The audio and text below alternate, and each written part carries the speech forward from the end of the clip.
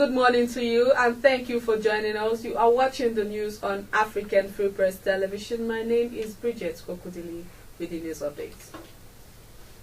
The Minister of State for Petroleum Resources, Dr. Kachikwu, says the Nigerian National Petroleum Corporation NNPC has not been unbundled. Addressing reporters after the Federal Executive Council meeting held on Wednesday, the minister said the corporation was only being reorganized. He said NNPC had 5 business entities: upstream, downstream, refineries, gas and power, with focus on business, and that they were there before. Dr. Kachikwu admitted that the engagement perhaps has not been good enough, promising to discuss with stakeholders and resolve the issues. He said he was concerned that the industry had been shut down, assuring reporters that the issues would be resolved. The Federal Executive Council (FEC) had approved a presidential initiative on continuous audit to strengthen controls of federal government expenditures. The Minister of Finance, Mrs. Kemi Adeosun, made the decision known on Wednesday while briefing reporters on the outcome of the FEC meeting held in Abuja, Nigeria's capital. Mrs. Adeosun said that the initiative would not just strengthen the internal audit of the payroll, but general expenditures, which may include, among others, contracts and pensions of ministries, departments and agencies without notice. She revealed that the government had commenced the second phase of the payroll of another potential 11,000 ghost workers. This, the minister said, was sequel to the first phase of the payroll audit, which revealed the existence of 23,000 ghost workers, which saved the country about 2.29 billion naira. Angry oil workers have shut down all offices and facilities of the Nigerian National Petroleum Corporation (NNPC) in protest of Tuesday's splitting of the state oil company by the federal government. They have vowed to continue their strike embarked upon Wednesday until they receive clarifications regarding Tuesday's unbundling of the Nigerian National Petroleum Corporation (NNPC). There are fears of fresh fuel scarcity as a result of the protests. The government had announced the unbundling of the NNPC into 7 independent units. 2 major unions in the oil and gas sector had on Friday rejected the planned splitting. The spokesperson for the Petroleum and Natural Gas Senior Staff Association of Nigeria, Bengasan, Emmanuel Ogungbadna, had said that the union was not carried along in the decision to split the company. Similarly, the president of the Nigerian Union of Petroleum and Natural Gas Workers, Nupeng, Igwe Achese, had said union would not accept the decision without knowing how the manpower that would operate in the 30 companies would be managed. And meanwhile, the Economic and Financial Crimes Commission on Wednesday arraigned Ricky Tafa, a senior advocate of Nigeria, before Justice A.A. Akintoye of the Lagos State High Court, Igosiri, on a 27-count charge. Among other allegations, Mr. Tafa is accused of bribing a judge. The charges border on alleged willful obstruction of authorized officers of EFCC, refusing to declare assets, making false information, and offering gratification to a public official. When the charge was read to him, Mr. Tafa, a senior advocate of Nigeria, pleaded not guilty. In view of his plea, prosecution counsel Rotimi Oyedepo asked the court to fix a date for trial and to remand the defendants in prison custody. However, the counsel to Mr. Tafa, Bolaji Ayorinde San, told the court that he had filed an application for bail. He urged the court to grant bail to the defendants on self-recognition.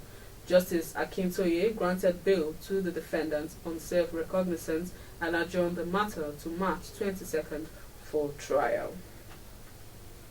The House of Representatives Committee on Telecommunications is insisting that the initial 1.4 trillion naira fine imposed on MTN Communications Nigeria Limited for failing to disconnect 5.2 million unregistered subscribers on its network must be paid in full instead of the reduced penalty of 780 billion naira. The Nigerian Communications Commission (NCC) slapped the 1.4 trillion naira fine on MTN last October, but later reduced it to 780 billion naira and gave the network provider to December 31st, 2015 to pay up after the company had pleaded for leniency. But before the deadline, MTN sued the federal government, challenging the power of the federal government and NCC to impose the fine. Less than 3 weeks ago, it withdrew its case and paid 50 billion naira as a gesture of good faith towards the settlement of the fine. The former Nigerian Minister of Petroleum, Mrs. Yeziani Alison Madueke, has strongly stated that all transactions made during her tenure went through due process as against insinuations that she looted $20 billion. She made this known in London during an interview session with the CEO of Ovation magazine, Mrs. Adele Momodu. Mrs. Madueke explained that virtually all the transactions in respect of which allegations of corruption are being leveled against her went through due process, and that the group managing director of NNPC was actively involved in ensuring that the best international practices were maintained. She added that her involvement in the conclusion of those transactions was limited and that some of the contracts had been executed before she became Minister of Petroleum Resources.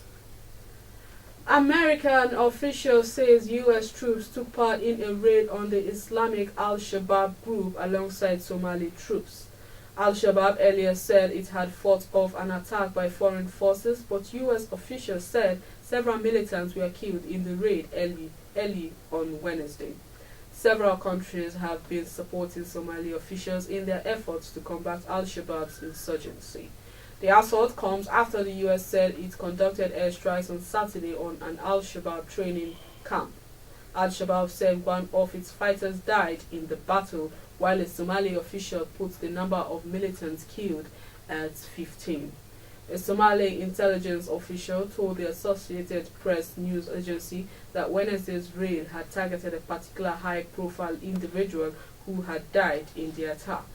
The African Union mission in Somalia has not commented on the latest raid.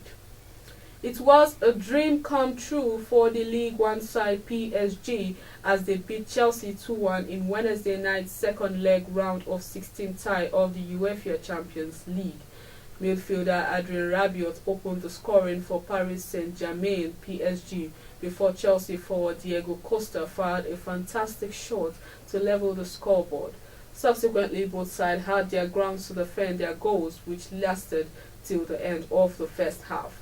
It seemed the morale of the French side increased in the second half as Zlatan Ibrahimovic set PSG on the lead with an assist from Angel Di Maria in the 67th minute. PSG had led Chelsea out of the Champions League and have also progressed to the quarter-finals after thrashing Chelsea 2-1 both at the Parc des Princes Stadium and Stamford Bridge consecutively. And for more stories, please log on to our website at www.africanfreepress.com, like our Facebook page at African Free Press, follow us on Twitter at African Free Press. Don't forget to join in our discussions at African Free Press Forum and subscribe to our YouTube channel at African Free Press. My name is Bridget Okudili. Do have a good day.